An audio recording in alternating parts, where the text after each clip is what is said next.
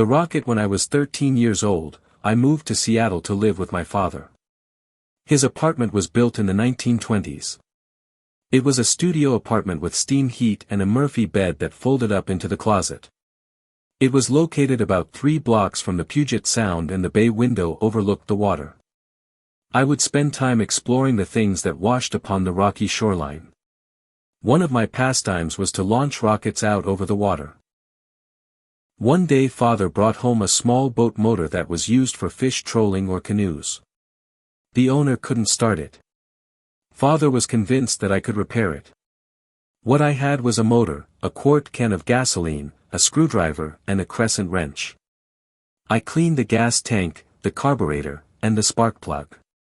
Then I scrounged up a 5-gallon bucket, filled it with water and used that to start the motor.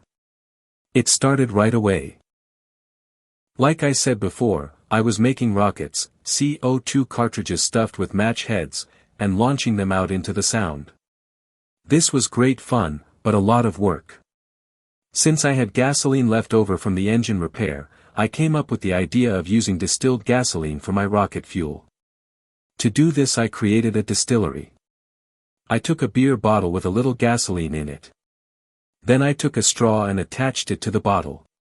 I inserted the other end of the straw into the cartridge.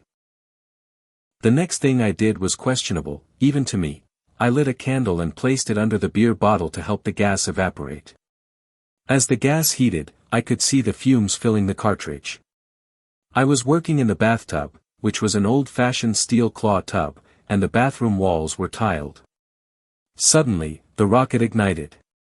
It bounced around the room from the bathtub to the walls, but it missed hitting me.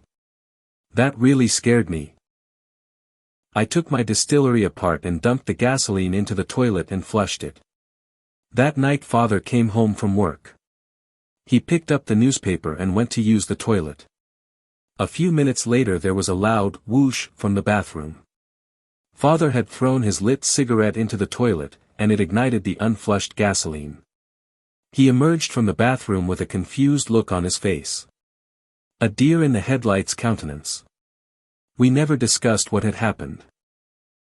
I learned that gasoline is an oil that sits on the top of the toilet water and can't be flushed. Thank you for reading. If you enjoy this story, please subscribe to my YouTube channel.